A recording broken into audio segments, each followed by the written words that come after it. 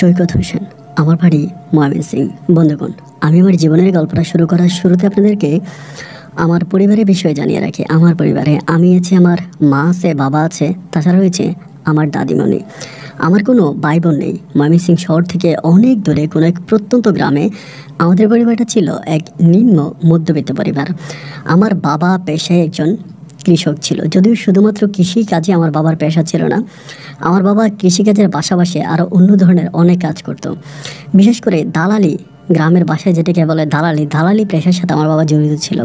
কেউ ধরেন পাসপোর্ট করবে বা কারো কোনো সরকারি কোনো দপ্তরে কোনো সমস্যা, আমার বাবা এই সমস্যাগুলো সমাধান করবে। সরকারি অফিসে যাবে এবং সেখানে আমার বাবার মোটামুটি টুকিটাকি লোক রাখা আছে। এই জন্য আমার বাবা গ্রামের কিছু মানুষের কাগজপত্র নিয়ে দালালিও করে এবং অবসর সময়টা কৃষিকাজ করে। এরকম করে আমার আবার সময়গুলো কাটতে থাকে। ছোটোবেলায় আমি হওয়ার পরে দেখলাম যে আমার বাবা ভীষণ পরিমাণে তৎপর স্বভাবে একজন মানুষ। কথা বলার মতো সময় নেই, এইখান থেকে ওইখানে, এই বাড়ি থেকে ওই বাড়ি শুধু দৌড়াদৌড়ি করে আমার বাবার সময়গুলো কাটে। আমার মা দেখতে মাশাআল্লাহ অনেক বেশি সুন্দরী ছিল। গ্রামের হাতে গোনা কয়েকটা সুন্দরী মেয়ের মাঝে আমার মা একজন। আমি যখন বুঝতে শিখি তখন আমার দাদির মুখে শুনতে পাই যে আমার বাবা নাকি আমার মায়ের সাথে প্রেম ভালোবাসা করে বিয়ে করে এবং দীর্ঘ অনেকগুলো বৎসর তারা প্রেম ভালোবাসার সম্পর্কে জড়িত থাকে। এরপরে আমার মা যখন অন্য কোথাও বিয়ে হয়ে যাচ্ছিল, আমার আব্বা নাকি বিষ পর্যন্ত খায়। বিষকে আমার মায়ের বিয়ে ঠেকায় এবং দেন হচ্ছে আমার আব্বা হসপিটাল থেকে ফিরে আসার পরে পারিবারিকভাবে বাধ্য হয়ে আমার নানা আমার বাবার কাছে আমার মাকে বিয়ে দেয়। যদিও আমার বাবার কাছে আমার মাকে বিয়ে দেওয়ার জন্য কোনোভাবেই আমার নানার বাড়ির লোকজন রাজি ছিল না, কারণ আমার মা দেখতে এতটাই রূপসী ছিল, চাইলে আমার মাকে আমার বাবার চেয়েও আরও ভালো কোনো পুরুষের কাছে বিয়ে দেওয়া যাইত। এরপরেও বাবার এই পাগলামি দেখে, মায়ের প্রতি অগাধ ভালোবাসা দেখে দেন আমার নানা ভাই তখন আমার মাকে আমার বাবার কাছে বিয়ে দেয় এবং এর পরিপ্রেক্ষিতে দুনিয়াতে আমি আসার পরে আমার বাবা প্রচণ্ড রকমের বেপরোয়া জীবন করে। বেপরোয়া বলতে এরকম, টুকিটাকি হচ্ছে আপনার কাজ করে, কৃষিকাজ করে, বাকি সময়টা শুধু দালালি করে বেড়ায়, মানুষের কাছ থেকে টাকা নেয় এবং মানুষকে বিভিন্নভাবে ধোঁকা দেয়। কারো কাজের কথা বলে তাদের কাছ থেকে টাকা নিলে পরে ওই কাজ তাদেরকে আর করে দেয় না, মানুষের মাঝে একটা ঝামেলার মধ্যে ফেলে দেয়। মানুষ প্রতিনিয়ত আমাদের বাড়িতে আসে এবং আব্বাকে খুঁজতে থাকে। এই ঝামেলায় পড়ে আমি দুনিয়াতে আসার পরে আমার মা বেশ কয়েকবার বেবি কনসেপ্ট করে, কিন্তু আমার মার বেবি নেয় না, বেবি নষ্ট করে ফেলে। কারণ একটাই, সেটা হচ্ছে আমার আব্বার তো এরকম কোনো ইনকাম নাই যে 2-1 টাকা ইনকাম করে দালালি করে ওইগুলো আমার মা ভালোভাবে খেতে চায় না, কারণ এই দালালির টাকা আমার আম্মার নাকি হয় না, আমার আম্মা নিতে চায় না। এমন করে তখন সময়গুলো কাটতেছে। এভাবে সময়গুলো কাটতে কাটতে একটা পর্যায়ে আমি মোটামুটি প্রায় অনেকটাই বড় হই। আমি যখন বড় হওয়ার পরে এলাকার মানুষও তখন আমাকে খারাপ ভাষায় কথা বলতো, আমাকে দালাল বলতো, দালালের বেটা বলে ডাকতো। রাস্তাঘাটে বেরোলে আমাকে বলতো, কিরে তোর বাপে আমার কাছ থেকে টাকা নিছিল জন্ম নিবন্ধনের কাগজ করে দিবে বলে, কই আমাকে থেকে টাকা দেয় না। জন্ম নিবন্ধনের কাগজ, ভোটার আইডি কার্ড, দেন পাসপোর্ট থেকে শুরু করে যত ধরনের গভর্নমেন্টের যত কাজ আছে সমস্ত কাজ আমার আব্বা দালালি করতো মানুষের কাছ থেকে নিয়ে। এই জন্য মা ও বাবাকে অনেকটাই ঘৃণা করতো। এরকম করে সময়গুলো কাটতে কাটতে একটা পর্যায়ে আমার মা আমার বাবাকে বুদ্ধি দিল যে তুমি তো মাশাআল্লাহ অনেক চালাক, তোমার ব্রেন বুদ্ধিও খুব ভালো আছে, তুমি একটা কাজ করো, তুমি দেশের বাইরে চলে যাও। তুমি যদি দেশের বাইরে চলে যাও তাহলে তুমি অনেক ভালো কিছু করতে পারবা। তোমার মতো ইন্টেলিজেন্ট ওভার স্মার্ট মানুষগুলো দেশের বাইরে গেলে তারা অনেক ভালো কিছু করতে পারে।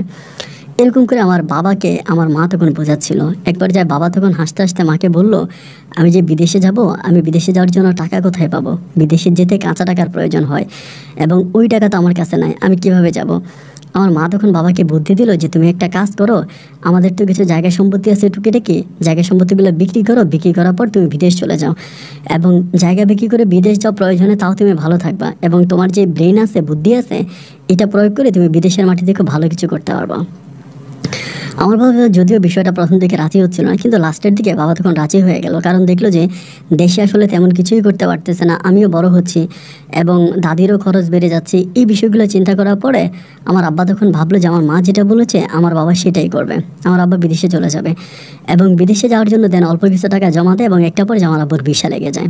সৌদি আরবে আব্বু যাবে, সৌদি আরবে আব্বুর ভিসা লাগে এবং ভিসা লাগার পরে যেটা হয় সেটা হচ্ছে আমার বাবার ওই যে জমি বিক্রি করার পরেও ওই বিদেশে টাকা হয় না। ওই সময় দেখা যায় বিঘায় সম্পত্তি বিক্রি করার পরেও একটা লোক বিদেশ যেতে পারতো না। জায়গা সম্পত্তি অনেক বেশি সস্তা ছিল, আজকের এই সমাজের মতো অতটা এক্সপেন্সিভ ছিল না, অনেক সস্তা জায়গা ছিল, যার জন্য দেখা যায় অনেক জায়গা বিক্রি করার পরেও আমার আব্বার বিদেশে টাকা হলো না। সবশেষে আমার আব্বা খুব টেনশনে পড়ে গেল, কারণ যেই টাকাগুলো দিয়েছে যদি আমার আব্বা সম্পূর্ণ টাকা দিতে না পারে তাহলে আমার আব্বার ভিসা ক্যান্সেল হয়ে যাবে এবং আব্বুর যদি ভিসা ক্যান্সেল হয়ে যায় তাহলে সব কিছুই ধ্বংস হয়ে যাবে। তার কারণ হলো অলরেডি আমার আব্বা জমি বিক্রি করে ফেলছে। জমি তো আর ফিরে পাবে না, জমি বিক্রি করা শেষ। আব্বার কাছে মোটামুটি যে পরিমাণে টাকা ছিল এগুলো আব্বা দিয়ে দিল। তো সবশেষ আমার আব্বার কাছে এখন আর তেমন কিছুই নেই। তো এই জন্য আব্বা চিন্তা করলো যে বাকি আরও প্রায় 1.5 লাখ টাকার মতো প্রয়োজন ওই ভিসার জন্য। এখন 1.5 লাখ টাকা কোথায় পাবে? এইখানে ওইখানে বিভিন্ন জায়গায় টাকার জন্য কথা বলে, কিন্তু আমার বাবা যে চিটার প্রকৃতির একটা লোক, এই জন্য আমার বাবাকে কেউ টাকা দিতে চায় না। আমার আব্বাকে কেউ টাকা দিতে চায় না। আব্বা বিভিন্ন জায়গায় যায় টাকার জন্য, কোনোভাবে আমার আব্বা কারো কাছ থেকে টাকা পায় না। এবং সর্বশেষ আর 5 দিন আছে, এই 5 দিনের মধ্যে টাকা জমা দিতে হবে, 1.5 লাখ টাকা জমা দিতে হবে। কারণ ওই 5 দিনের মধ্যে যদি সম্পূর্ণ টাকা দেওয়া না হয় দিনে হচ্ছে আমার আব্বার ভিসাটা ক্যান্সেল হয়ে যাবে। 1.5 লাখ টাকা ওইখানে শর্ট আছে। এবার সর্বশেষ আমার বাবা আমার মাকে বললো কি যে তুমি একটা কাজ করো, তুমি খালেক পোদ্দারের কাছে যাও, খালেক পোদ্দারের কাছে টাকা আছে, আমি বেশ কয়েকবার গেছি, আমাকে অনেকেই পাঠাইছে, তা খালেক পোদ্দার আমার টাকা দেয় না, তুমি যদি পারো লাভের উপরে কিস্তির উপরে খালেক পোদ্দারের কাছ থেকে কিছু টাকা নিয়ে আসো, 1.5 লাখ টাকা নিয়ে আসো, তাহলে আমি বিদেশ চলে যেতে পারবো। আমার আম্মা কিন্তু এই যে এতটা অভাব অনটনে ছিল, আমার আব্বা এতটা কষ্ট দিয়েছে আমার আম্মাকে, এরপরেও কিন্তু আমার আম্মা কারো কাছে হাত পাতে নাই, গ্রামের বাইরে কোনো মানুষের কাছে যায় নাই, কারো কাছে কোনো সাহায্য সহযোগিতাও চায় নাই। কিন্তু যখন আমার আব্বা লাস্টবারের মতো আম্মাকে এভাবে বললো যে তোমার কাছে অনুরোধ করি, তুমি যেমনিই পারো কিছু টাকা ম্যানেজ করো, তুমি খালেক পোদ্দারের কাছে যাও। এভাবে যখন আমার আম্মাকে প্রেশার দিয়ে থাকলো, আম্মা একটা সময় চিন্তা করলো যে ঠিক আছে, যদি এরকম করেই বলে এবং আমি যাই, কারণ অনেকগুলো টাকা তো আমার আব্বার অলরেডি মাইর হয়ে যাবে, সম্পূর্ণ টাকাগুলোই মার যদি ভিসাটা আমার আব্বা না পায়। তা আমার আম্মা তখন কীগুলো সন্ধ্যার পরে খালেক পোদ্দারের কাছে আমার আম্মা আমাকে সাথে করে নিয়ে গেছে। তো সন্ধ্যার পরে খালেক পোদ্দার বসে আছে, আমার আম্মা গিয়ে ওনার কাছে বললো যে এই ঘটনা, ওনার তো ভিসা চলে আসছে, এখন 1.5 লাখ টাকা শর্ট আছে, আপনি 1.5 লাখ টাকা দেন, আমি 1.5 লাখ টাকা পরিশোধ করবো। খালেক পোদ্দার তখন আমার আম্মার দিকে তাকায় বলতেছে, দেখেন ভাবি, আপনি আমার কাছে আসছেন টাকার জন্য, এই সমস্যা না, আমি আপনাকে টাকা দিব, কারণ আপনি তো গ্রামে আপনি মহিলা হিসাবে অত্যন্ত ভালো, কখনো কারোর সাথে টাকা পয়সা নিয়ে আপনি কোনো লেনদেনে খারাপ করেন নাই, বা কোনোদিন কারোর সাথে কোনো লেনদেনও করেন নাই, সেই হিসাবে আমি আপনাকে টাকা দিতে রাজি আছি, আমি আপনাকে টাকা দেবো, কিন্তু ভাবি একটা শর্ত আছে। আমার আম্মা বলে শর্ত কিসের? তিনি বলে যে শর্ত এইটা যে টাকা আমি আপনাকে দেবো এবং টাকা আমি আপনার কাছ থেকে নিব, টাকা আমি আপনাকেই দিব এবং আপনার কাছ থেকেই নিব। আপনি যদি আমাকে এটা বলেন যে ভাই ঠিক আছে টাকা আমার হাজব্যান্ডে দিবে, আমি কিন্তু এটা মানবো না ভাবি। আপনার হাজব্যান্ডকে আমি বিশ্বাস করি না, সে প্রতারক টাইপের একটা লোক, সে গ্রামের সব মানুষের সাথে প্রতারণা করে আসছে, সে দালাল প্রকৃতির একটা লোক, আমি তাকে টাকা দিতে পারবো না। টাকা যদি একান্তই লাগে আমি টাকা আপনাকে দিব এবং আপনি আমাকে টাকা পরিশোধ করে দিবেন, টাকা আপনি আমাকে ফিরিয়ে দিবেন। এই কথা কিন্তু তখন বলবেন না যে আপনার জামাই আমাকে টাকা দিবে। আমার আম্মা তখন ডিরেক্টলি বললো, ভাই রে, যদি আমার জামাইকে আমি এতটাই বিশ্বাস করতাম আর আপনারাও যদি আমার জামাইকেই টাকা দিতেন তাহলে তো আর আমি আপনার কাছে আসতাম না। যেহেতু আমি আপনার কাছে আসছি, আপনার টাকা যদি 19 থেকে 20 হয়, এই টাকা আমিই পরিশোধ করব, আপনি এটা নিয়ে চিন্তা করতে হবে না, আপনি আমার জামাইকে বিদেশে যাওয়ার ব্যবস্থা করে দেন। তো খালেক পোদ্দার তখন বলে যে আচ্ছা ঠিক আছে, সমস্যা না, আমি আপনাকে টাকা দিব। দেন 1.5 লাখ টাকা আমার আম্মাকে দিল, কিন্তু তিনি এখানে একটা শর্ত জুড়ে দিল। শর্তটা হচ্ছে এরকম যে তিনি কিস্তি করে দিল, প্রতি মাসে বা 2 মাস পর একটা কিস্তি দিল। প্রথমে 2 মাস করে দিল যে কিস্তি 2 মাস আমাকে এত টাকা করে কিস্তি দিতে হবে, তাহলে লাভে আসলে ওনার টাকাটা পরিশোধ হয়ে যাবে আর কি, এরকম একটা কিস্তি করে দিল কাগজে কলমে। আমার আম্মা তখন ওনার কাছ থেকে কাগজে কলমে টাকা আনলো, সিগনেচার করে 1.5 লাখ টাকা কিনে আমার আব্বাকে দিল। আলহামদুলিল্লাহ, আব্বাও তখন খুব সুস্থ সুন্দরভাবে বিদেশ চলে যাবে, সবার কাছ থেকে বিদায় টিদায় নিচ্ছে, আব্বা দেন বিদেশে চলে গেল। যাওয়ার আগে আব্বা আমাকে অনেক শপিং টপিং করাই দিল, আমাকে অনেক খেলনা টেলনা কিনে দিল। এটা সত্যি কথা মানতে হবে যে আমার আব্বা কিন্তু আমাকে অনেক ভালোবাসতো, অনেক বেশি ভালোবাসতো। তো বিদেশে চলে যাওয়ার পরে প্রায় 1.5 মাস কেটে যায়, আমার আব্বা ওরকম কোনো টাকা পয়সা বাড়িতে পাঠাচ্ছে না, আমার সাথে টুকিটাকি মোবাইলে যোগাযোগ হচ্ছে কিন্তু টাকা পয়সা পাঠাচ্ছে না। অ্যান্ড একটা পর্যায়ে তখন খালেক পোদ্দার টাকার জন্য চাপ দেয়, আমার আম্মা বলে আমি তো কোনো টাকা পয়সা পাঠায়নি, একটু অপেক্ষা করেন, কিন্তু খালেক পোদ্দারের টাকা লাগবেই লাগবে। দেন আমার আম্মু তখন আমার নানু বাড়ির কাছ থেকে টুকিটাকি কিছু টাকাই না খালেক পোদ্দারকে দিচ্ছে। এভাবে প্রায় 1 মাস 2 মাস না 6টা মাস কেটে গেল। আমার আব্বা এই 6 মাসে সৌদি আরবে গিয়ে একটা টাকাও আমাদের পরিবারের জন্য পাঠালো না, আমার জন্য পাঠালো না, আমার জন্য পাঠালো না। আমরা তখন খুব বিপাকে পড়ে গেলাম, কিরে এত কষ্ট করে আব্বাকে বিদেশে পাঠানো হলো, কিন্তু আব্বু বিদেশে টাকা দিয়ে করেটা কি? আমাদেরকে তো কোনো টাকা দিচ্ছে না, আব্বু মূলত টাকা কি করে? আমি তখন আব্বুর সাথে খুব ঝগড়া করতো মোবাইল ফোনে, যে তুমি টাকা কি করো, তুমি এত টাকা ঋণ করে গেলা, তুমি ঋণ পরিশোধ করতেছো না কেন, জমি বিক্রি করলা, তুমি কেন দিচ্ছ না? আমার আব্বা একটা কথাই বারবার বলে, আমি যেখানে কাজে আসছি আমার মালিক ভালো না, টাকা খুঁজলে আমাকে বলে দেশে পাঠিয়ে দিবে। যদি আমি টাকা আছে আমাকে একটা কথাই বলি, তুই দেশে চলে যা, তোকে আমার দরকার নেই, দেশে পাঠিয়ে দেবো, আমাকে দেশে পাঠিয়ে দিবে, দেশে পাঠাইতে আমাকে রাখবে না। আমার আম্মু তখন বলে, আমি তো খালেক পোদ্দারকে মানাইতে পারতেছি না, অনেকবার বাড়ি থেকে কিস্তির টাকা এনে দিছি আমার আব্বু আম্মুর কাছ থেকে, এখন তো আর আমার কাছে টাকা নেই, আমার বাপ মা আর আমাকে টাকা দিতে পারবে না, ডিরেক্টলি মানা করে দিছে, এখন আমি কি করব? আমার আব্বা তখন মনে হয় যতটুকু বুঝলাম আর কি, ওই মালিকের সাথে তর্কাতর্কি করছে। আব্বার যে সৌদিয়ান আছে যে আব্বাকে বেতন দেয় না, তার সাথে মনে হয় আব্বুর কোনো একটা টকজোক হয়েছে। এবং টকজোক হওয়ার 2 দিন পরে আমি একদিন পুকুর পাড়ে দাঁড়াই আছি। পুকুর পাড়ে দাঁড়াই আছি বলতে পুকুর পাড়ে সবাই বসে দিয়ে মাছ ধরতেছে আমাদের গ্রামের, আমি ওদের সাথে দাঁড়াই আছি। এমন সময় আমাদের নাসিমা বলে একটা মেয়ে আছে আর কি, আমাদের বড়, উনি এসে হঠাৎ করে বলতেছে, কিরে সৈকত, তোর বাবা আসছে।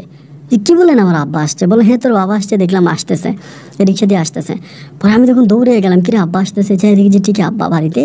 আম্মা মুখ কালো করে আছে, আব্বারে আমি জড়াই দিলাম। আব্বু তখন আমার কয়েকটা চকলেট হাত দিল, চকলেট খাচ্ছি। তা চকলেটগুলো খাচ্ছি, আম্মার কাছে গেলাম, আমার বললাম যে দেখো আম্মা, আব্বা আমার জন্য চকলেট নিয়ে আসছে। আমার আম্মা তখন বলে, খা খা খা, চকলেট খা, এখন চকলেট খা, কয়দিন পর আমার কলজাটা খাইস। এই বলে আম্মা খুব কষ্ট করে কথা বলে। আমি বুঝতে পারলাম যে আমার আম্মার মনটা ভালো নাই, আমার মনটা অনেক খারাপ। যাই হোক, আম্মার সাথে আর কথা বাড়লাম না, যেহেতু আমার মন খারাপ, আম্মাকে আমি ওখানে স্টপ করে দিলাম। রাতের বেলায় আব্বা আম্মা যখন শুইতে গেল, তখন তারা তুমুল পরিমাণে ঝগড়া করতেছে। আমিও ওই একই ঘরে ঘুমাইলাম। আমি তখন মোটামুটি বড়, এরপরও আব্বু যেহেতু বিদেশ থেকে আসছে, আব্বুর সাথে ঘুমাবো। তো আমি যে ছোটো মানুষ, তো তারপরেও যতটুকু আমার মেমোরিতে ছিল আমি বলি, আমি শুনতে পাই আমার বাবা আমার মাকে বলতেছে যে তোর প্রেশারের কারণে আমি সৌদিয়ানের সাথে খারাপ ব্যবহার করি, যে সৌদিয়ানের সাথে সাথে আমাকে টিকিট কেটে দেশে পাঠিয়ে দিয়েছে। তুই আমাকে এরকম প্রেশার দিলি কেন? বিদেশে গেলে একটা মানুষকে এরকম প্রেশার দিতে হয় না। বিদেশ গেলে একটা মানুষ লাইনে উঠতে একটু সময় লাগে, তো একটু সময় লাগছে, এই জন্য কি তুই আমার সাথে এরকম করবি নাকি? তুই যেমনি পারতি খালাই পদ্মারে তুই মানায় রাখতি, তুই আমাকে বারবার কেন এরকম প্রেশার দিলি? এবং তোর প্রেশারের কারণে আমি মালিকের সাথে খারাপ ব্যবহার করছি, দেন আমি বাংলাদেশে চলে আসছি। আমার মা বলতেছে, আরে আমি খারাপ ব্যবহার করলামটা কোথায়? আর আমাকে তো খালেক পোদ্দারে মানে খুব খারাপ ব্যবহার করে, আমি কি করব? আমি তো বাধ্য হয়ে তোমার সাথে এরকমটা করছি। বাবা দে মায়ের দোষ, মায়ে দে বাবার দোষ, দুজনে দুজনার দোষ দিতে দিতে সকাল হয়ে গেল। এবং সকাল হয়ে যাওয়ার পর আমি তখন ঘুম থেকে উঠছি, বাট ঘুম থেকে উঠেই দেখি যে খালেক পোদ্দার সহ আমাদের গ্রামের আরও কয়েকজন মানুষ তারা আমাদের বাড়িতে, তারা সবাই আমাদের বাড়িতে। এবং বাড়িতে আসার পর আমার আম্মাকে ডাকলো। আমার আম্মা তখন একদম সকালবেলা, একদম 7 সকালবেলা উঠে আসছে। আসার পরে খালেক পোদ্দার আমার আম্মারে বলতেছে, কী ব্যাপার ভাবি, আপনি তো আপনার বাপের বাড়ি থেকে আইসা মোটামুটি যতটুকু পারলেন ঋণ আমার পরিশোধ করার চেষ্টা করেছেন, যতটুকু আপনার সামর্থ্য ছিল, কিন্তু এখন তো আপনার জামাই দেশে চলে আসছে, এখন কি করবেন? এখন আমার টাকা মোটামুটি পরিশোধ করে দেওয়া লাগবে, কারণ এখন সে বিদেশ থেকে চলে আসছে, সে আবারও দালালি করবে, সে 2 নাম্বারই করবে। আপনি আমার টাকা দিয়ে দিবেন, আমার টাকা দিয়ে দিবেন, নাইলে আমি আপনার উপরে আইনত ব্যবস্থা নিব। এই কথা খালেক পোদ্দার বলে। আমার আম্মা তখন বলে, বাইরে তিনি তো মাত্র দেশে আসছে, আপনারা এরকম পাগলামি করেন না, যেহেতু আপনাদের কাছ থেকে আমরা টাকা নিয়েছি, আপনাদের টাকা আমি পরিশোধ করব, আমি আপনাদের টাকা নিয়ে মরে যাব না, টাকা পরিশোধ করা হবে, আপনি চিন্তা করেন না। এই কথা বলে কোনোভাবে খালেক পোদ্দারকে আমাদের বাড়ি থেকে বিদায় করা হয়। খালেক পোদ্দার তখন গিয়েই এলাকার চেয়ারম্যান, মেম্বার সহ গণ্যমান্য সবাইকে তখন ওই রিসিপ্টটা দেখায় দেয়, ওই ব্যাপারটা দেখায় যে আমার আম্মা ওনার কাছ থেকে 1.5 লাখ টাকা আনছে। এরকম করে 4 দিন কেটে যায়। 4 দিন পরেই আমার আম্মা তখন হচ্ছে খালেক পোদ্দারের ওই ডেট আসে, মানে কিস্তি টাকা দিতে হবে। তা আমার আব্বার কাছে তো টোটালি কোনো টাকা নাই, আমার আম্মুর কাছেও টাকা নাই। তো এখন খালেক পোদ্দারে আমার আম্মারে 2-3 বার খবর দেয়, আমার আম্মা চায় না। সন্ধ্যার দিকে খালেক পোদ্দার আমাদের বাড়িতে আসে। বাড়িতে আসার পর আমার আম্মারে বলতেছে, ভাবি আমার কিস্তির টাকা দেন। আমার আম্মা তখন বলতেছে, ভাই আমার কাছে তো টাকা নাই। বলে, দেখেন আপনি আগে প্রতি সপ্তাহে আপনি তো আগে প্রতি 2 মাসে একবার কিস্তি দিতেন, এখন আমার টাকার প্রয়োজন, এই জন্য আপনি প্রতি মাসে কিস্তি দিতে হবে। মানে বিষয়টা হচ্ছে এরকম, মরার উপরে খারাপ। একে তো পরিবারে টাকা নেই, আব্বা মায়ের খেয়ে বিদেশ থেকে আসছে, তার উপরে খালেক পোদ্দার আমার আম্মাকে শিডিউল করে দিল যে আপনি এখন প্রতি মাসে আমাকে কিস্তির টাকা দিতে হবে। আমার আম্মা তখন বলে, আমি কোথায় কিস্তির টাকা দেবো? বলে, আজকে দিবেন না তো, আপনি যদি কালকের মধ্যে কিস্তির টাকা পরিশোধ না করেন, আমি আপনার জন্য আইনত ব্যবস্থা নিব। এই কথা বলে খালেক পোদ্দার চলে গেল। আমার মা সারাটা রাত কান্না করলো। সকালবেলা খালেক পোদ্দারের বাড়ি কাজের মহিলা আসলো, এসে আমার আম্মাকে বলতেছে, খালেক পোদ্দার তোমার যাইতে বলছে, আর তুমি যদি না যাও তাহলে থানা থেকে পুলিশ পাঠাবে। আমার আব্বা তখন আম্মাকে বলতেছে যে যাও না, তুমি কি বলে, তুমি বাড়িতে গিয়ে তার একটু ম্যানেজ করতে পারো কিনা দেখো। আমার আম্মা তখন যায়। আমার আম্মা যখন যায় তখন প্রায় 11টার মতো বাজে। 11টা বাজে আমার আম্মা চলে গেছে। আমি তখন আর পড়াশোনা করি না, মানে আমি এলাকাতেই ঘোরাফেরা করি। পরিবারে এত অভাব, এত অনটন, এত কষ্ট যন্ত্রণা, তার মাঝে কি আর ভাই পড়াশোনা হয়? পড়াশোনা তো আর হচ্ছে না। একটা পর্যায়ে আমার মা তখন গেল, দুপুর গড়িয়ে বিকেল হয়ে গেল, আমার মা আর আসলো না। দুপুর গড়িয়ে যখন বিকেল হয়ে গেল, আম্মা আর আসলো না। আমি তখন ওই খালেক পোদ্দারের বাড়ির দিয়ে গেছি। বাড়ির দিকে যাওয়ার পরে খালেক পোদ্দারের বউ কিন্তু আবার এখানে থাকে না, তার বউ আবার তার শ্বশুর বাড়িতে থাকে। বউর ঘরে বাচ্চা হবে, এই জন্য বউ তার শ্বশুর বাড়িতে চলে গেছে, কারণ খালেক পোদ্দারের বাবা মা কেউ নেই এই বাড়িতে, তার বউকে দেখাশোনার মতো কেউ নেই, জন্য তার বউ চলে গেছে তার শ্বশুর বাড়িতে। বাড়িতে একটা কাজের মহিলা রাখা এবং বাড়িটা পুরো খালি। আমি 2-3 বার মা মা বলে ডাক দেওয়ার পরে খালেক পোদ্দারের ঘর থেকে আমার মা তখন দরজাটা খুলে বের হয়েছে। মা যখন দরজা খুলে বের হয়েছে, মায়ের কাপড়গুলো খুব এলোমেলো ছিল। মায়ের পরনে যে কাপড়টা ছিল এটা মানে সম্পূর্ণ এলোমেলো ছিল, মনে হয় যেন কাপড়টা মাত্র পরছে, খুব এলোমেলো করে পরা। আমি তখন মারে গিয়ে বললাম যে মা তুমি এত লেট করতেছো কেন, সেই দুপুরে আসছো এখনো বাড়িতে আছো না। মা কান্না করতেছে আর বলতেছে চল বাড়ি যাই। আমার মা তখন আমাকে বাড়িতে নিয়ে গেল। আমি তখন মায়ের মুখের দিকে তাকায় দেখলাম যে মায়ের মুখে এক পৃথিবী পরিমাণ কষ্ট জমে আছে। আমি বুঝতে পারলাম যে খালেক পোদ্দারের বাড়িতে আমার আম্মুর সাথে কিছু না কিছু একটা হয়েছে, কিন্তু কি হয়েছে এটা তো আর বুঝতে পারি নাই। এক পর্যায়ে বাড়ির মধ্যে গেলাম, বাড়ির মধ্যে গিয়ে আমাকে জিজ্ঞেস করলাম যে মা কি হয়েছে, তুমি খালেক পোদ্দারের কী করছো, তোমার তুমি এরকম মন খারাপ করে রাখছো কেন। আমার আম্মা বলে তোর বাবা কই। আমি বলে বাবা তো বাইরে চলে গেছে, কই জানি গেছে জানি না। সন্ধ্যার পরে প্রায় রাত 8টার দিকে আব্বা তখন বাড়িতে আসছে। বাড়িতে এসে আমারে বলতেছে খাবার দে। আমার রান্নাবান্নাও করে নাই।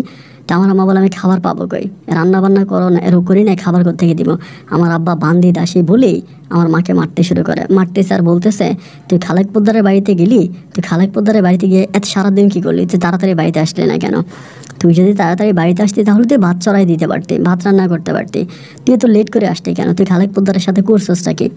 আমার গায়ে প্রচণ্ড রকমের হাত তোলা আমার আব্বা, এবং হাত তোলার একটা পর্যায়ে আমার আব্বা আম্মাকে মেরে ঘর থেকে বেরিয়ে যায়। আমার আব্বা সারা রাত ঘরে আসে না, আমার আম্মা সারা রাত কান্নাকাটি করে।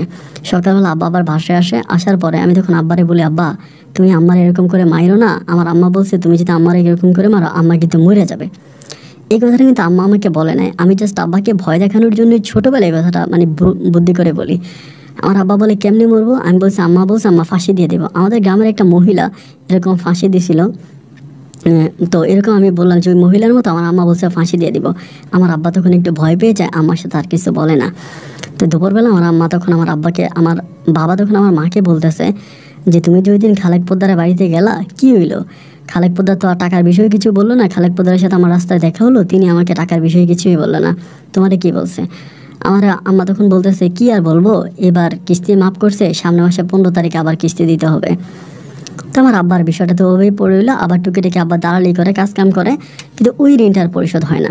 সামনে মাসে 15 দিন আবার চলে আসে, 15 তারিখ আবার চলে আসে, এবং 15 তারিখ আসার পরে আমার আম্মা তো সকাল থেকে মানুষের কাছে টাকা চাইতে আসে যে টাকা দিতে হবে, কিস্তি পরিশোধ করতে হবে। এইখানে ওইখানে বিভিন্ন দিকে টাকা যাচ্ছে বা টাকা পাচ্ছে না। দুপুরবেলা একইভাবে খালেক পোদ্দার তখন তার কাজের মহিলারা পাঠাইলো আমার আম্মার কাছে যে যাও ওরে আসতে বলো আমার ঋণ পরিশোধ করার জন্য। আমার আব্বা তখন আমার আম্মাকে বলে যে ঠিক আছে তুমি যাও। আমার মা বলে আমার আসতে কিন্তু লেট হবে। আমার আব্বা বলে লেট হইলেও সমস্যা নাই। আমার মা বলে তাহলে ছেলেটার আমার পিছনে পিছনে পাঠাইও না। আমার আব্বা বলে ঠিক আছে পাঠাবো না, তুমি যখন খুশি আইসো। আমার আম্মা পুনরায় আবারও চলে গেল। ছোট মানুষ ছিলাম তো বুঝতে পারি নাই কেন মা চলে গেল। তারপরও মা গেল, সুন্দর পরে মা তখন আসছে। আসার পরে মায়ের শরীরে খুব ব্যথা। আম্মা বলে আমার শরীরটা একটু ম্যাসেজ করে আমার হাত পাগুলো একটু টিপে দে। আমি তখন আমার মায়ের হাত পা টিপে দিচ্ছি, শরীর ম্যাসেজ করাই দিচ্ছি, হাত পা টিপতেছি, মাথার চুল টেনে দিতেছি। একটা বার যেমন আম্মা ঘুমায় গেছে। আমার আব্বাও তখন শান্তভাবে আমার আম্মার পাশে ঘুমায় গেল, আর কোনো কিছু বললো না। এভাবে প্রায় 2 দিন পর পরে খালেক পোদ্দার আমার আম্মাকে খবর দেয়। আমার আম্মা তখন যায়, এবং গিয়ে যে আমার আম্মা কী করে আমার আম্মাই ভালো জানে। আমার আম্মা 3 ঘন্টা 4 ঘন্টা 5 ঘন্টা পরে খালেক পোদ্দারের বাড়ি থেকে আসে। এরকম করে বেশ কয়েকটা মাস কেটে গেল। এক পর্যায়ে আমার মা আমার আব্বাকে বলতেছিল যে খালেক পোদ্দার আমার কাছে যে টাকা পাবে, আমাদের কাছে যে টাকা পাবে, টাকা তো পরিশোধ হচ্ছেই না, এবং মধ্যে থেকে আমার ইজ্জতটা আমি হারাচ্ছি তার কাছে গিয়ে, তো তুমি টাকার ব্যবস্থা করো। আমার আব্বা বলে আমি টাকার ব্যবস্থা করতে পারবো না। আমার মা বলে যদি টাকার ব্যবস্থা করতে না পারো তাহলে আমি কতদিন আমার ইজ্জত বিক্রি করে এভাবে তোমাকে রক্ষা করব। আমার আব্বা বলে যা কয়দিন বেঁচে থাকি তা কয়দিন করবি।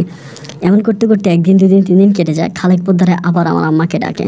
আমার আম্মা বাধ্য হয়ে যায়। এরকম করতে করতে করতে করতে একটা পর্যায়ে আম্মা অতিষ্ঠ হয়ে যায়। অতিষ্ঠ হয়ে আমার আম্মা একদিন রাতের বেলায় আমাকে নিয়ে আমার নানুর বাড়িতে চলে যায়। নানু বাড়িতে চলে গেলে পরে আমার আব্বার সাথেও কোনো যোগাযোগ রাখে না, আর খালেক পোদ্দারের সাথেও কোনো যোগাযোগ রাখে না, কারণ ঋণ তো পরিশোধ করতে পারে নাই। নানু বাড়িতে যখন চলে যায়, নানু বাড়িতে চলে যাওয়ার পরে ওই দিন তার 3 থেকে 4 দিন পরেই আমার নানু বাড়িতে পুলিশ আসে। পুলিশ এসে আম্মাকে খোঁজাখুঁজি করতে শুরু করে। আম্মা তখন এই ঘরে ওই ঘরে লুকাচ্ছে। ওই সময় গ্রামে পুলিশ আসলে কিন্তু খুব খারাপ একটা বিষয়, যে অমুককে ধরার জন্য পুলিশ আসছে, এটা কিন্তু নর্মাল কোনো ব্যাপার না, খুব খারাপ একটা ব্যাপার যে একে ধরার জন্য থানা থেকে পুলিশ আসছে।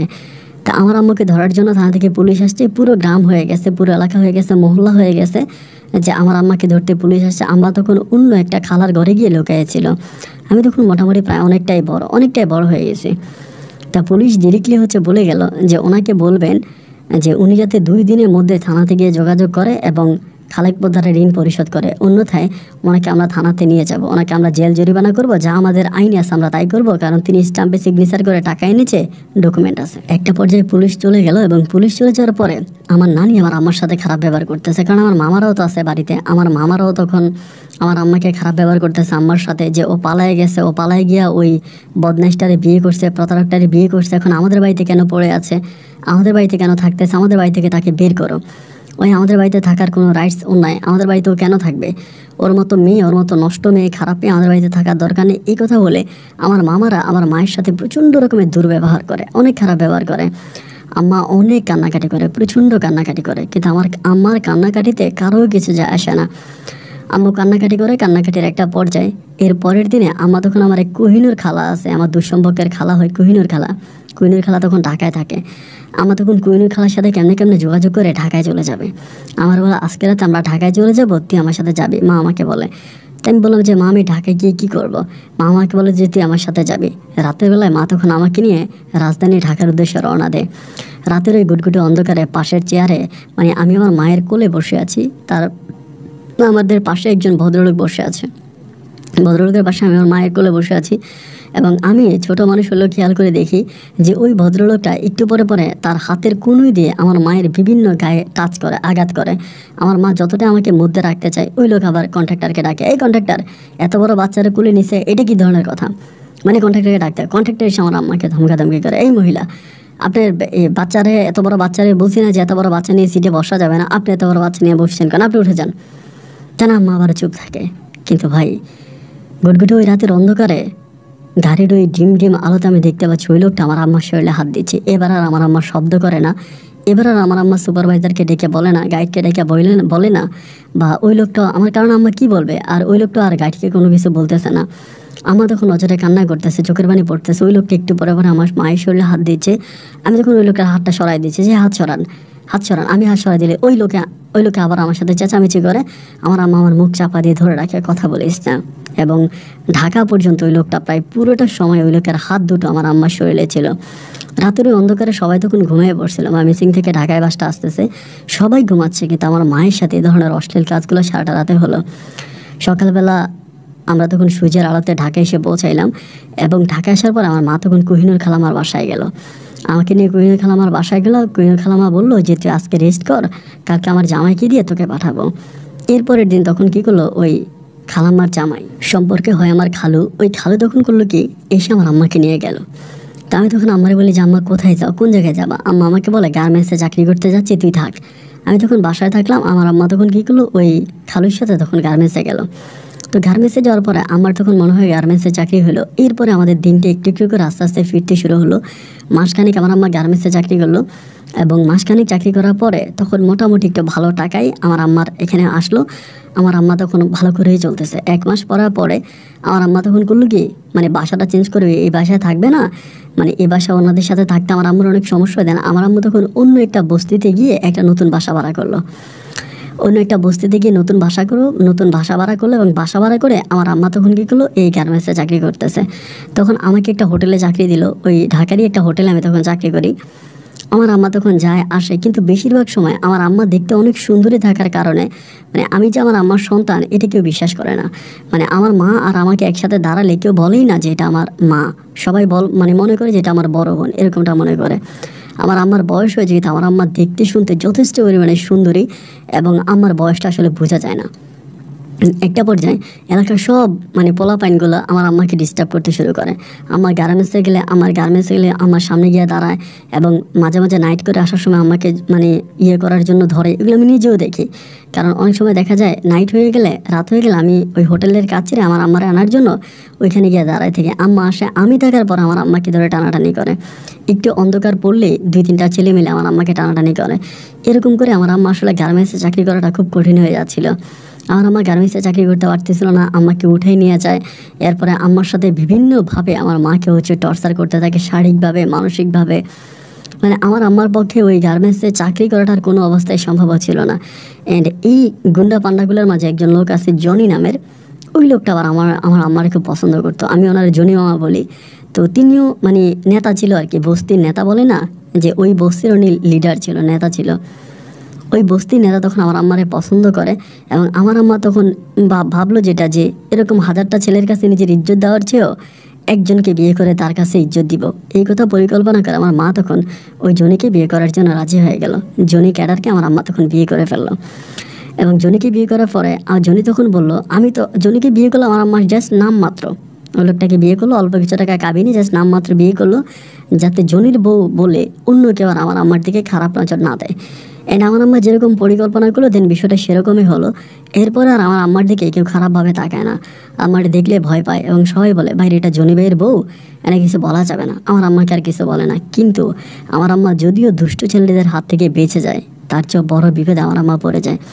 দেখা যায় মাস শেষে আমার আম্মা যে টাকা বেতন পায়, গার্মেন্টস থেকে বেতন পাওয়ার সাথে সাথে জনি গিয়া আমার আম্মার গার্মেন্টসের সামনে দাঁড়ায় থাকে। আমার আম্মা বেতনটা নিয়ে বের হওয়া মাত্র জনি আমার আম্মার হাত থেকে টাকাটা টান দিয়ে নিয়ে যায়। এই জনি কোনো কিছুই করে না। ইনি আমার মানে অত বেশি বয়সও না আবার অত বেশি কমও না, মধ্যবয়স্ক একজন মানুষ। তিনি গাঞ্জা খায়, এটা খায়, ওইটা খায়, মানে মাদক সেবন করে এবং শুধুমাত্র অপেক্ষা করে যে কবে আমার আম্মা স্যালারিটা পাবে।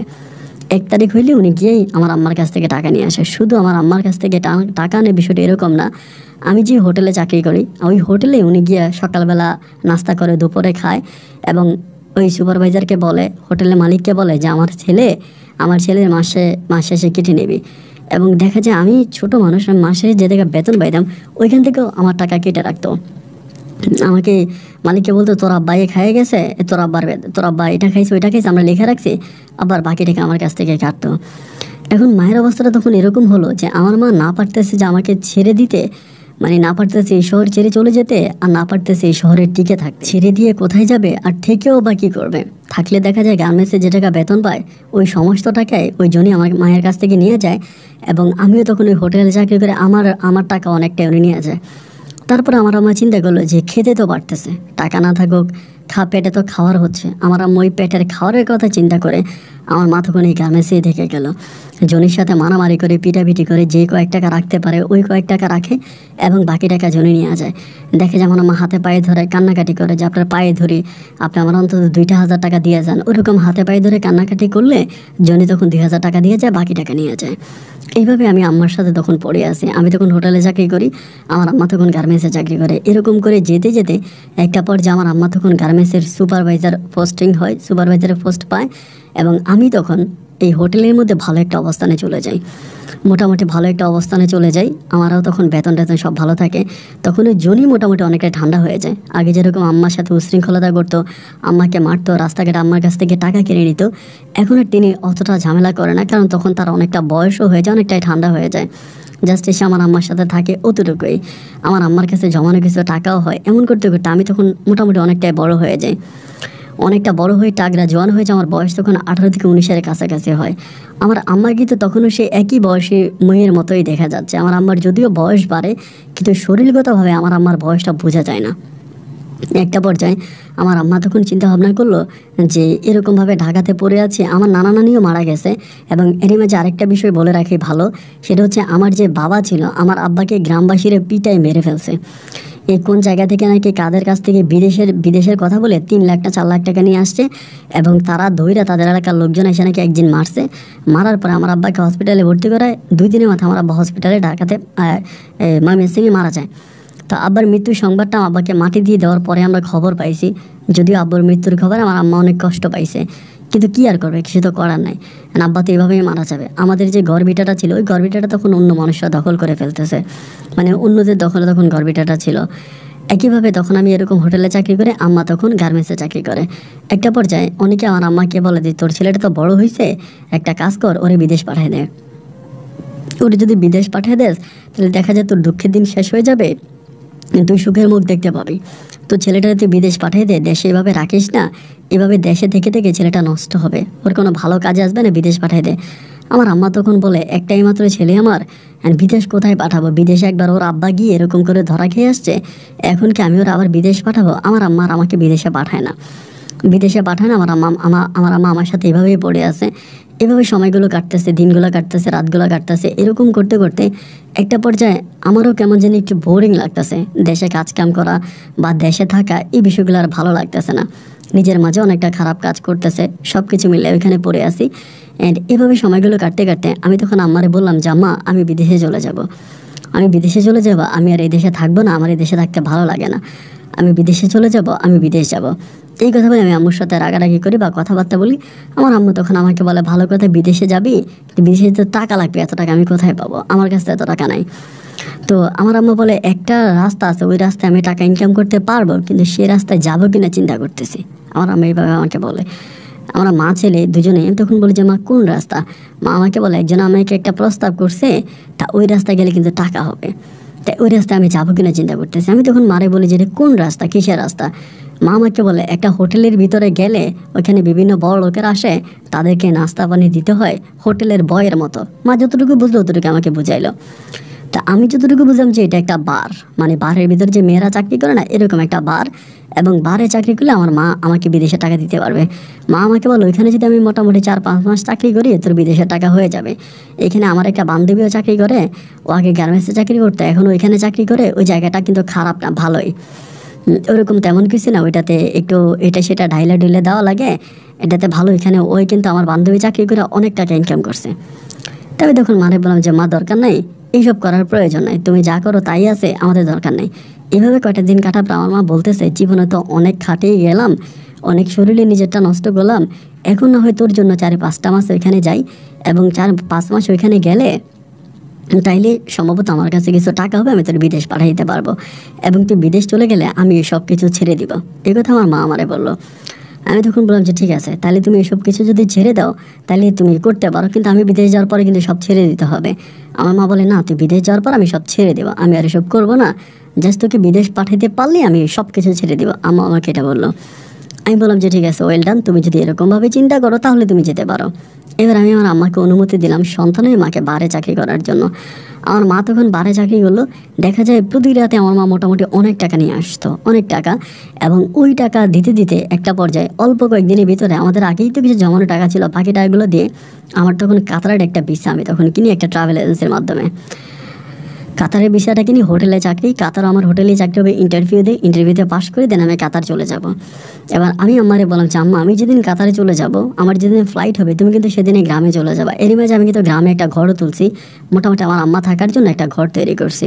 অ্যান্ড একটা পর্যায়ে আমি তখন কী করলাম, এদিক দিয়ে আমি তখন কাতারে চলে গেলাম, আমার ভিসা হয়ে গেলো, সব কিছু ওকে হলো, আম্মুই টাকা দিল, কাতারে চলে গেলাম। আমার আম্মা আমাকে কথা দিল যে আমার আম্মা, আমি কাতারে চলে যাওয়ার পরে আমার আম্মা এই বারের লাইনটা ছেড়ে দেবে। তা আমি কাতারে যাওয়ার পর আম্মা এই বারের লাইনটা ছাড়লো না। আমি চলে গেলাম, গিয়ে আম্মাকে ফোন করি যে আম্মা তুমি গ্রামে চলে যাও, তুমি এখানে কেন থাকতেছো? আম্মা এখানে থাকবেই, মানে আম্মা ওই বারে চাকরি করতেছে, আমার গ্রামে কোথায় যাবে? আম্মা আমাকে বলে আমি গ্রামে কোথায় যাব, কোন জায়গায় যাব? আর তুইও সবেমাত্র বিদেশে গেলি, তুই আবার গিয়ে লাখ লাখ টাকা কীভাবে ইনকাম করবি, দেখি না আমি তোর জন্য কোনো কিছু করতে পারি কিনা। আম্মু তখন বারে চাকরি করে, আমাদের কোনো কথা শোনে না। এবার আমি তখন আমারে বকা বাধ্য করি যে না তুমি এরকমটা কেন করতেছো, কী কারণে করতেছো, এইসব তো করার কোনো প্রয়োজন নাই। তুমি, আমার আম্মা বলে আমি একটু নিজের পায়ে দাঁড়ানোর জন্য কিছু একটা করবো, বছর 2 করবো, বছর 2 পর আমি ছেড়ে দিব। আমি বলি তোমার 2 বছর করতে হবে কেন মা, তোমার 2 বছর করার প্রয়োজন নেই, তুমি এটা বন্ধ করো, তুমি চলে আসো। আমার মা আমার কোনো কথাই শোনে না, মা আমার কোনো কথাই শোনে না। মা 1-2 বছর বারে চাকরি করবেই করবে, আমি আর মারে বাধা দিয়ে রাখতে পারি না। মানে সন্তান হিসেবে আসলে আমি যতটুকু মাকে বলি ততটুকুই, তার বেশি তো আর বলতে পারি না। অ্যান্ড মায়ের কথা একটা যে না মা বারে চাকরি করবে, আমি মারে করতে পারবো না, ঠেকাইতে পারবো না, মা করবেই করবে। তো ঠিক আছে, মা যেহেতু এরকম করেই বলতেছে তাহলে উনি করুক, আমি আর ওনারে বাধা দিলাম না, যে যান আপনার যেটা ভালো মনে হয় আপনি সেটাই করেন, আমার আপনার আর কোনো কিছু বলার নাই। এরকম করে 1 দিন 2 দিন 3 দিন প্রায় 6 থেকে 7 মাসের মতো করে যায় আমার মা বারে চাকরি করে। এই 6-7 মাসে আমি আমাদের এলাকার, মানে আমাদের বাবার বাড়ির ময়মনসিংহের বিভিন্ন লোকদের সাথে মোবাইলের মাধ্যমে, ফেসবুকের মাধ্যমে তাদের সাথে কথাবার্তা বলি, এবং তাদের মাধ্যমে আমাদের ঘর বাড়িগুলো ভিডিও কলে দেখি, আমাদের জায়গাগুলো আছে কিন্তু ওই অনেকটাই হচ্ছে খালেক পোদ্দারে দখল করে রাখছে। যেহেতু খালেক পোদ্দার টাকা পাবে এই জন্য উনি আমাদের জায়গাটাকে সব দখল করে রাখছে। তো একটা সময় আমি খালেক পোদ্দারের সাথে ফোনে কথা বলি, মোবাইলে কথা বলে আমি বলি যে কাকা আপনি আমাদের জায়গাগুলো এভাবে কেন দখল করছেন? উনি আমারে বলে ব্রিটিশ আমলে তোর ভাবে আমার কাছ থেকে 1.5 লাখ টাকা নিয়ে গেছে, আমার 1.5 লাখ টাকা পরিশোধ করে নাই, আমি তো দখল করবে মধ্যেই দিয়ে কিন্তু আমি একবার ঘর বানাইছি জোর করে, উনি আবার আমার ঘর ভেঙে দিছে আমি কাতারে আসার পরে। আমি বললাম যে ঠিক আছে, আপনি যে 1.5 লাখ টাকা পাবেন ওই 1.5 লাখ টাকা আমি আপনাকে দিয়ে দিব, আপনি আমাদের জায়গা ছেড়ে দেন, আমাদের জায়গা আপনি দখলে ছেড়ে দেন, আমাদের জায়গাতে আমরা থাকবো। উনি আমার বলে ভালো কথা, তুই যদি জায়গা নিতে চাস তাহলে তুই নিয়ে যা, আমার তো কোনো আপত্তি নেই, আমার টাকা দিয়ে দে। তো তখন আমি কী করলাম, এলাকার সর্দার মাতবের সাথে কথা বললাম। সেই সময় 1.5 লাখ টাকা, উনি এখন 5 লাখ টাকা দাবি করে। সুদে আসলে ওনার 5 লাখ টাকার আরও বেশি হয়, কিন্তু 5 লাখ টাকা দিলে উনি আমাদের জায়গা ছেড়ে দেবে। পরে কথাবার্তা হইতে হইতে একটা পর্যায়ে আমি বললাম যে ঠিক আছে, আমি আপনারা 5 লাখ টাকাই দিব, আমাদের জায়গা ছেড়ে দেন। তারপরে এলাকার সর্দার মাতবারের মাধ্যমে আমি 5 লাখ টাকা দেশে পাঠাইলাম, ওনারা 5 লাখ টাকা দিল। এবং 5 লাখ টাকা দেওয়ার পরে উনি তখন আমাদের জায়গা থেকে সম্পূর্ণ দখল উঠিয়ে ফেললো। আম্মারে বারবার বলতেছি যে আম্মা তুমি যাও, তুমি এখানে পড়ে থাকো না, তুমি চলে যাও, আমি জায়গার দখল উঠেছি, আমাদের জায়গাগুলো দেখাশোনা করো, তুমি এভাবে বারে কেন পড়ে আসো, বারে তুমি থাকো না। যতইভাবে আমি আম্মারে বুঝাই বলি, আম্মা মাঝে মাঝে কী করে গ্রামে যায়, এবং বারে যেহেতু চাকরি করে আমার মার হয়তো ড্রেস আপগুলোও খুব একটা ভালো থাকতো না। তো গ্রামে গেলে গ্রামের জায়গা টায়গাগুলো দেখে আমার মাকে গ্রামবাসী খারাপ মহিলা বলে, এটা ওইটা বলে, অনেক কথাই বলে। যাই হোক, তারপরেও মা কখনো গ্রামে যায়, বারে যায়, আবার কখনো বাড়িতে, কখনো গ্রামে, কখনো বাড়িতে, এরকম করে থাকে। কিন্তু পার্মানেন্টলি ওই বার আমার মা ছেড়ে দিচ্ছে না।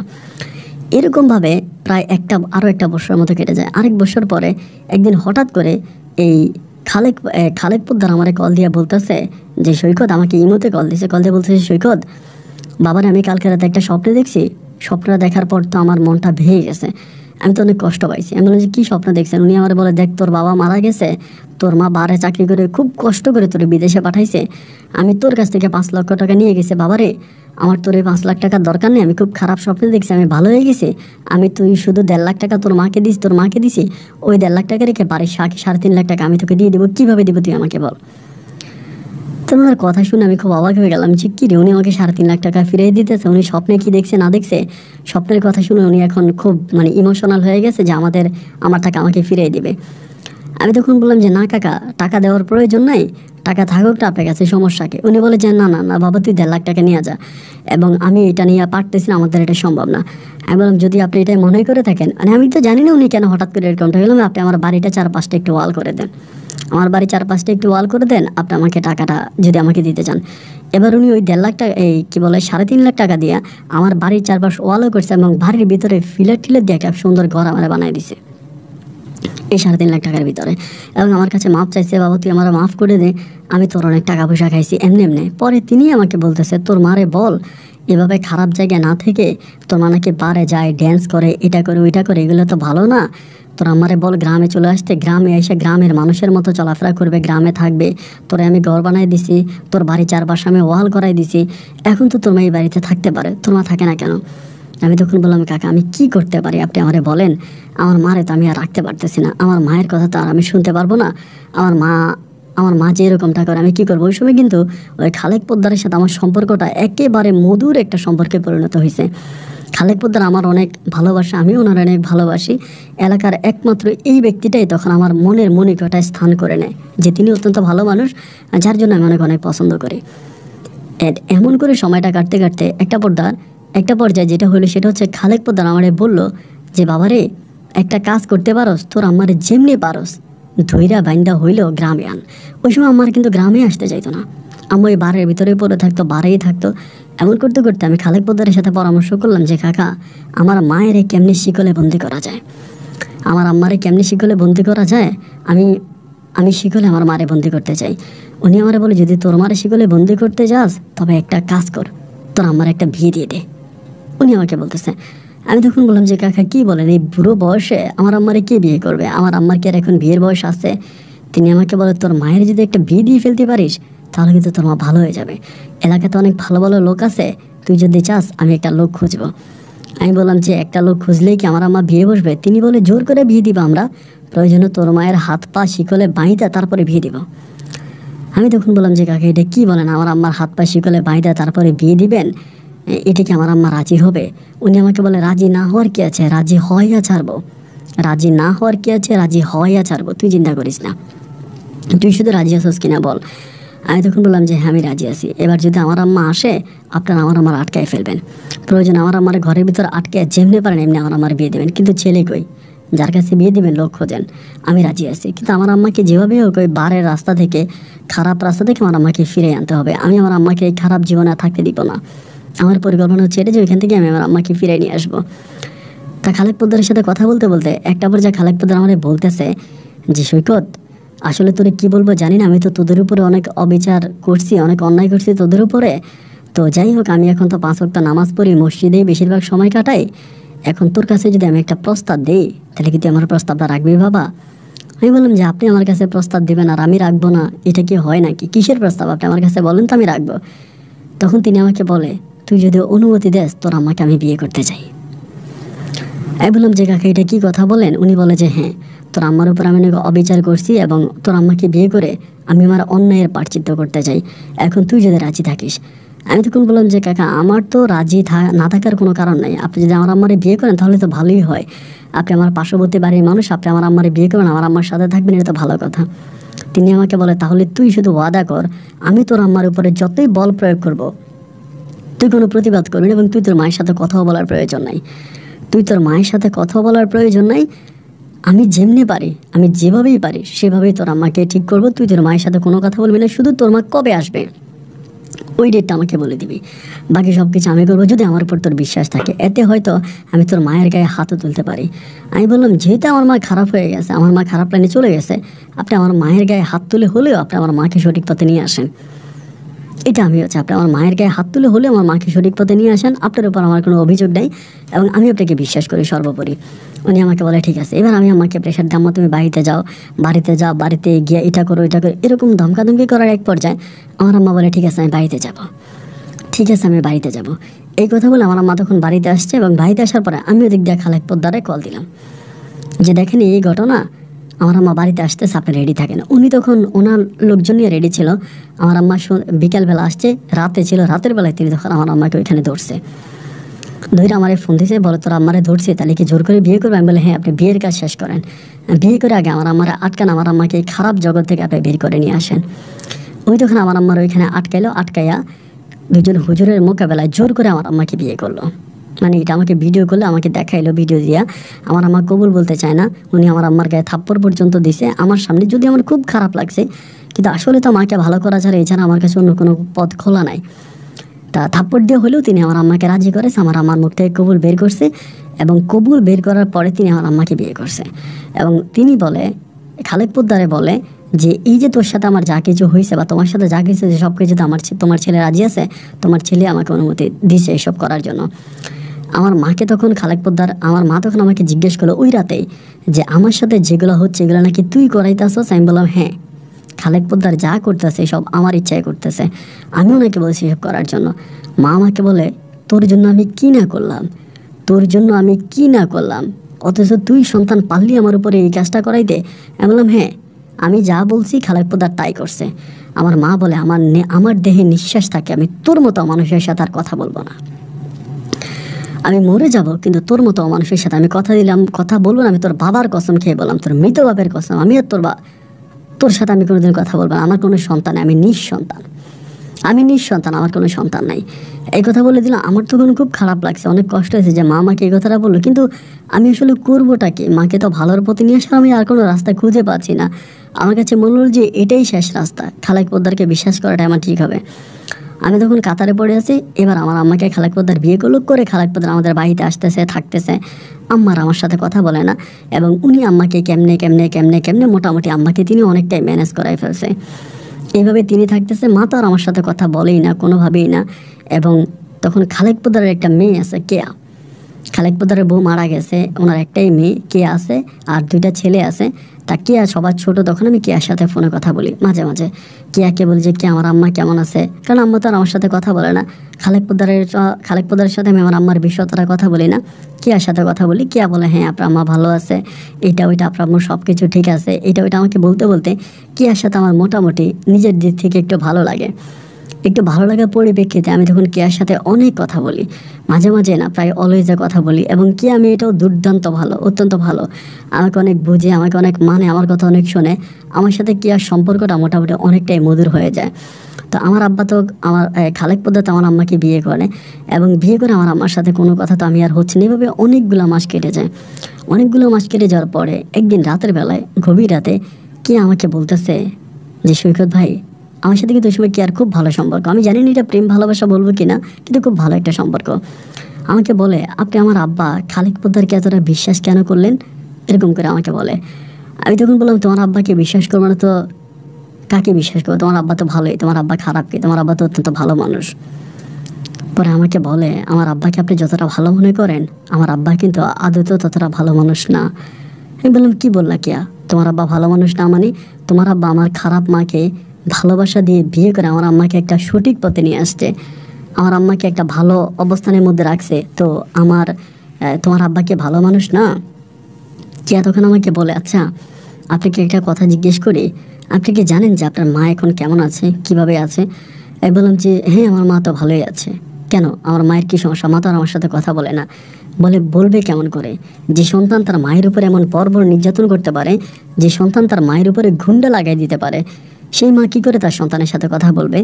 আপনার মা তো আপনার সাথে কথা বলার প্রশ্নই আসে না, আপনি তো মানুষ না, একটা অমানুষ। আমি তখন বললাম যে এগুলো তুমি কি বলতেছো, কে এগুলো কি ধরনের কথাবার্তা বলো? আমি অমানুষ মানি?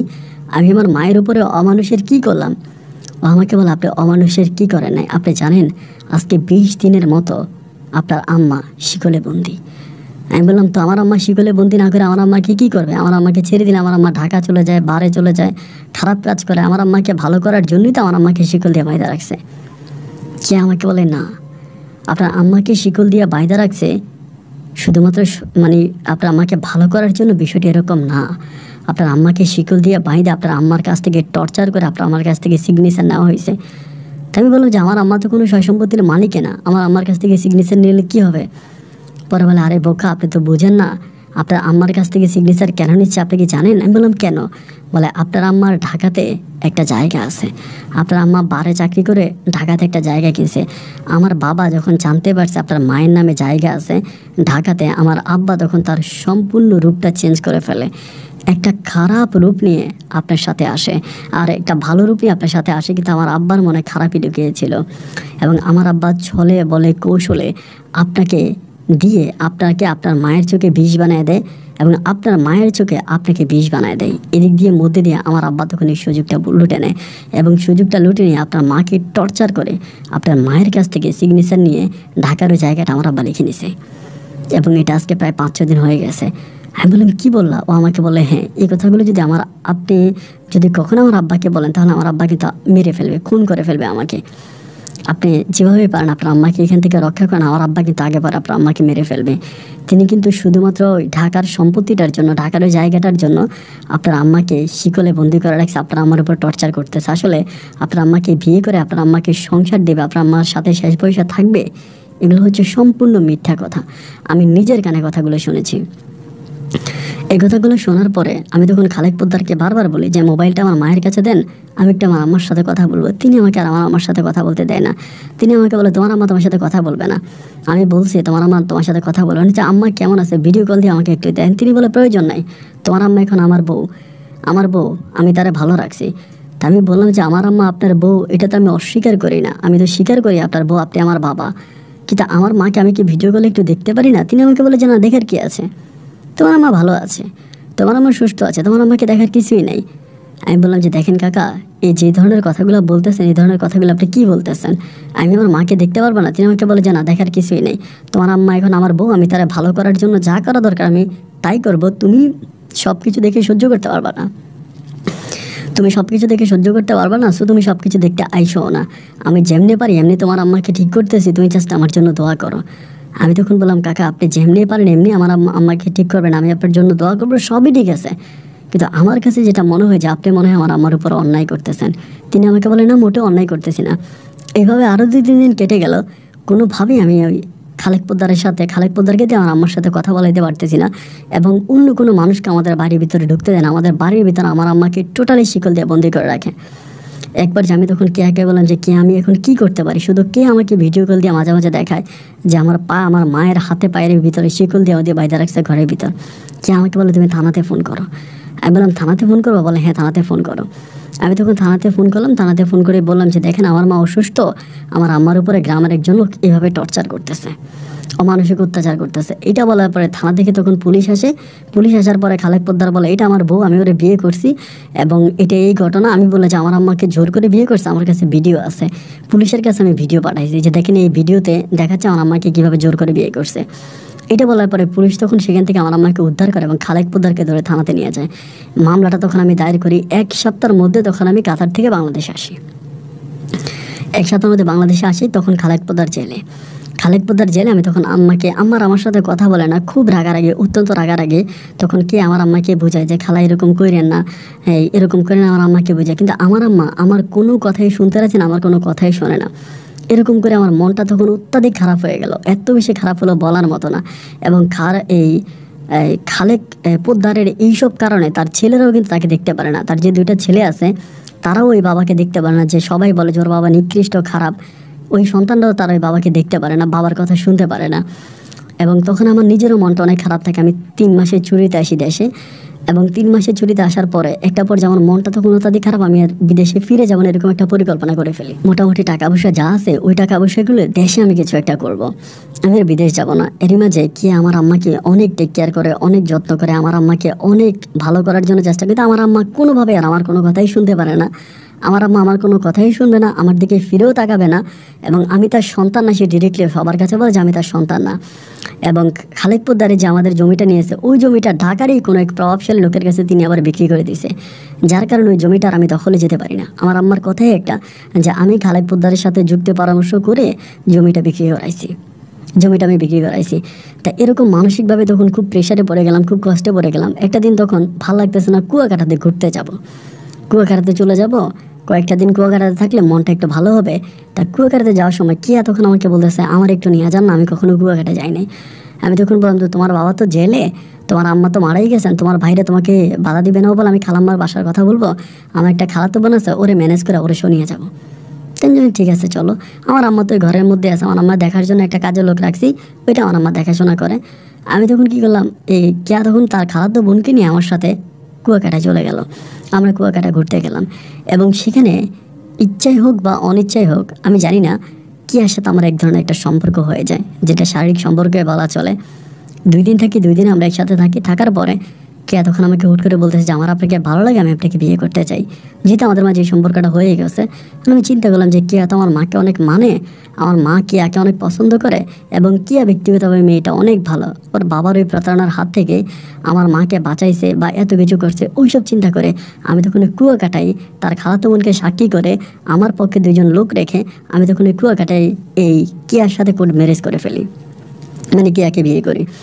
বিয়ে করার পরে আমি তখন কিয়াকে নিয়ে বাড়িতে আসি, কিয়ার সাথে থাকতেছি। এবার আমার আম্মা বলতেছে যে আমি কিয়াকে বিয়ে করার জন্য কিয়ার বাপের কথা মতো আমার মায়ের উপরে টর্চার করছি, এগুলো আমার আম্মা বলতেছে। তারপর আমি কিয়াকে নিয়ে পড়ে আছি, গ্রামের সবাইকে বলছে আমি কিয়াকে বিয়ে করছি। বিষয়টা ওভাবে কেউ নেয় নাই। তার কিছুদিন পরে খালেক পোদ্দার তখন জেল থেকে বের হয়। খালেক পোদ্দার জেল থেকে বের হয়ে খালেক পোদ্দার এই গ্রামের ভিতরে জিনিসটা রটায় দেয় যে আমার মাকে যেহেতু খালেক পোদ্দার বিয়ে করছে, আমার মায়ের সাথে খালেক পোদ্দার রাত কাটাইছে, তাহলে হিসাব মতো খালেক পোদ্দার আমার বাবা, এবং কিয়া আমার বোন, আমার সৎ বোন। আমি কী করে আমার সৎ বোনকে বিয়ে করলাম, আমি আমার সৎ বোনকে বিয়ে করে ফেলেছি, এইটা বলে খালেক পোদ্দার, এবং খালেক পোদ্দার যে আমার আম্মার কাছ থেকে সম্পদ লিখে লয়ে গেছে, আমার উপর টর্চার করছে, এগুলো সব উনি অস্বীকার করছে। তিনি জেল থেকে এসে বলতেছে আমাকে জেলে ঢুকাইছে সৈকত একমাত্র আমার মেয়ে কিয়াকে বিয়ে করার জন্য, কিয়াকে বিয়ে করার জন্য টেকনিক্যালি কৌশলে আমাকে জেলে ঢুকিয়ে দিছে, আমাকে জেলে ঢুকে দেখা আমার মেয়েটাকে বিয়ে করছে। এখন আমি জেল থেকে বেরিয়ে আপনাদেরকে জানাচ্ছি যে কীভাবে আমার মেয়েকে সে বিয়ে করে, কারণ এটা তো তার সৎ বোন। সৎ বোন কী করে তার বিয়েটা করতে পারে? আমার মা তো তখন আর কোনো কিছুই বলে না, মা তখন মানসিক প্রতিবন্ধী, মা কিচ্ছু বলে না, হা না, মায়ের কোনো কথা নেই। এইবার গ্রামের মানুষ আমার নামে দরবার ডাকলো রাতের বেলায়, যেই বেয়াদব তুমি কিভাবে তোমার সৎ বোনকে বিয়ে করলা, তোমার বাবাকে যদি তোমার মাকে যদি খালেক পোদ্দার বিয়ে করে, তাহলে খালেক পোদ্দারের মেয়ে তো তোমার সৎ বোন, তুমি কিভাবে তোমার সৎ বোনকে বিয়ে করলা? আস্তাগফিরুল্লাহ নাউজুবিল্লাহ বলে গ্রামের সবাই তখন মাথায় হাত দিয়ে ফেলছে, এবং বলতেছে যে জুতা পিটা করে ওরা গ্রাম থেকে বের করো।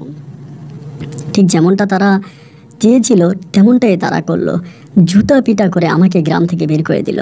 এবং খালেক পোদ্দার প্রচুর পরিমাণের কিয়াকে মারলো, অনেক মারলো। মারার পর আমি তখন ঢাকাতে চলে গেলাম। আমার মাও কিন্তু তখন গ্রামে, মা মায়ের মতো করে পড়ে আছে। মা মানসিকভাবে একটু অসুস্থ হয়ে গেছে আর কি, মানসিকভাবে একটু রোগীর মতো হয়ে গেছে। আমি ঢাকায় গিয়ে কিয়ার সাথে আলোচনা করলাম ফোনের মাধ্যমে, বললাম যে তুমি চলে আসো, তবে তুমি আসার সময় আমার মাকে নিয়ে আসবা, আমার মাকে নিয়ে আসবা। এবার কিয়া কী করলো, এক রাতে কেমনি যে আমার মাকেও ম্যানেজ করছে এটা ওই ভালো জানে, আমার আম্মারে কেমনে কেমনে কেমনে কেমনে পড়াইটার আমার আম্মাকে ম্যানেজ করে এক রাতে ও তখন আমার আম্মাকে নিয়ে গ্রাম থেকে পালিয়ে ঢাকাতে চলে আসছে। ঢাকাতে আসার পর আমার কাছে কিছু টাকা পয়সা ছিল, ওইগুলো দিয়ে আমি তখন ঢাকায় একটা ফ্ল্যাট ভাড়া করি, এবং ভাড়া করে আমার আম্মাকে আর কিয়াকে একসাথে রাখি। মুহূর্তের মধ্যে আমি জানতে পারি আমার গ্রামে যে জায়গা সম্পত্তিগুলো ছিল প্রায় সমস্ত জায়গা সম্পত্তিগুলো খালেক পোদ্দারে দখল করে নেয় এবং তার মেয়ে কিয়াকে তিনি গ্রামের সবার সামনে তেজ্য ঘোষণা করে যে আমার এই মেয়েটা তেজ্য, আমার এই মেয়েটা তেজ্য মেয়ে, এটা বলে তিনি গ্রামের সবার কাছে তেজ্য ঘোষণা করে এবং আমি তখন কিয়া তখন আরও বাবার সাথে সম্পর্ক রাখেন। আমার গ্রামের যত জায়গা সবাই খালেক পোদ্দার আবারও দখল করে নেয় এবং গ্রামের সবাই বলে দেয় এবং গ্রামের ভিতরে আইন করা হয় আমি যাতে কখনো এই গ্রামে ঢুকতে না পারি, তার কারণ আমি আমার সৎ বোনকে বিয়ে করছি। এক পর্যায়ে দেশে পড়ে আছি। অনেক মাস পরে দেখলাম যে আর ঠিক মতো চলতে পারতেছি না। যে পরিমাণে টাকা ছিল প্রায় সব টাকাই শেষ, আর ওরকম টাকা পয়সা হাতে নেই, খুব অভাবে পড়ে গেছি। একটা পর্যায়ে তখন আমি সিদ্ধান্ত নিলাম যে আমাকে দেশ ত্যাগ করতে হবে, আমি আর দেশে থাকতে পারবো না। আমি তখন মালয়েশিয়ার একটা ভিসা নিই এবং কিছু টাকা দিয়ে আমি তখন মালয়েশিয়াতে চলে যাই। 2018-তে আমি মালয়েশিয়াতে আসি। 2019 সালে আমি আবার মালয়েশিয়া থেকে আবার দেশে যাই, কারণ আমার বউ কিয়া বাচ্চা কনসার্ভ করে, আমার একটা মেয়ে সন্তান হয়। আমি তখন 19-এ আবার পুনরায় মালয়েশিয়াতে চলে আসি। আইসা এদিক দিয়ে করোনা থাকে, করোনার জন্য যেতে পারি না। 2022 সালে আমি পুনরায় আবারও দেশে যাই। আমার মেয়েটা তখন বড় হয় এবং পুনরায় আবারও কিয়া বাচ্চা কনসেপ্ট করে আমার একটা ছেলে হয়। এখন একটা ছেলে একটা মেয়ে কিয়াকে নিয়ে আমি খুব সুখী আছি এবং আমার মা আমাদের সাথে আছে। মা একটু মানসিক রোগী আর কি, একটু অসুস্থ, বাট মাও এখন ভালো আছে। তো সর্বোপরি কথা হচ্ছে আমি যাদের সাথে কথা বলি বা যাদের সাথে আলোচনা করি সবাই আমাকে দূর দূর করে তাড়িয়ে দেয়। আমাকে বলে আমি আমার সৎ বোনকে বিয়ে করছি, আমার সৎ বোনের পেটে আমি বাচ্চা দিচ্ছি, আমি একটা নিকৃষ্ট মানুষ, খারাপ মানুষ, আমাকে কেউ ভালোভাবে দেখ।